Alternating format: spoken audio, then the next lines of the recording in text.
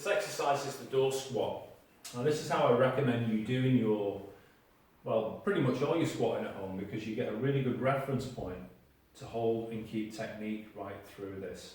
Which means you're nice and upright, you're in the true squatting position. It means you can access the correct fail in the lower body using the squat exercise.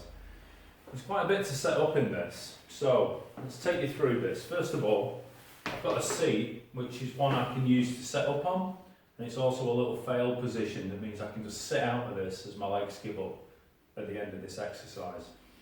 I have the frame of the door looking straight out, and on this edge of this frame is, you might not be able to see this, but I've made 3 marks.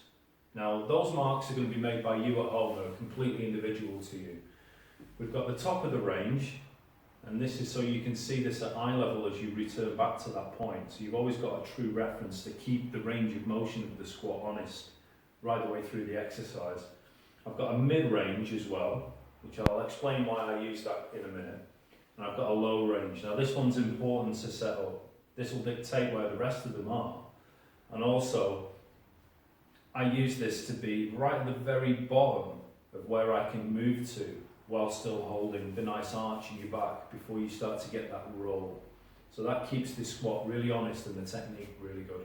So you'll see, I'll move through these, is that my bottom position, which is here, when my eyes get to it, is the lowest I can do without that roll of the back happening. So as I'm here and my eyes are now lined up, I can hold that position. If I go any lower than that, I'll lose technique and form.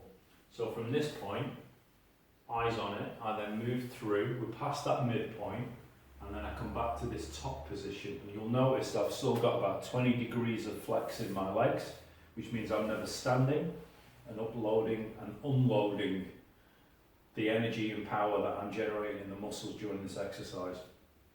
We don't want to be near the top 20% because that's too easy. We want to keep the intensity as high as possible. So the midpoint that I've referred to, so when I'm working under certain tempos, let's say I'm working at 10-10, as I come up, I want to know that by the time I get to that 5th beat, I'm no higher than that. So I know that I'm right in the middle and I'm on target for a full 10-second movement to the top. I've not rushed this bit and I end up here at 5 beats, and then I've got another 5 to just do this tiny bit here. It keeps everything balanced and everything moving at a specific tempo.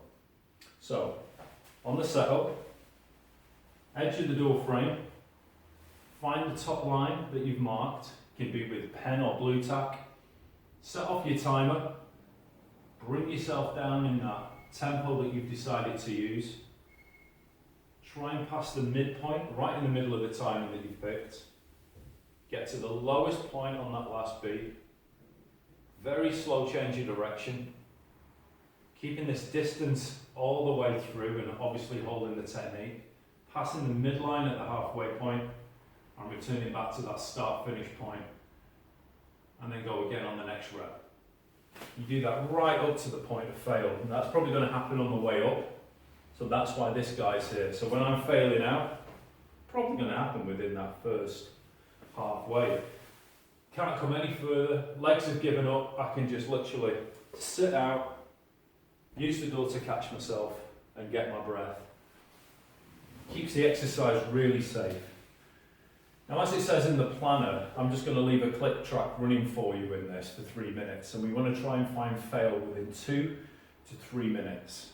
That means you're working at a really intensive time under load that's going to give you the maximum potential and the biggest gains from the squat.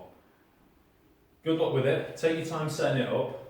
If you use a little mark, they can just stay there and you've always got it when you can come back to it. It's a really quick setup. If you're using blue tack, yeah, it's pretty similar. You might have to set it up each time if they've moved. But these are super important points of reference for your visual feedback of where you're at in the tempo and where you're at in your range of motion. The door keeps you honest and upright, performs a decent squat. Very hard exercise to do at home, but well worthwhile.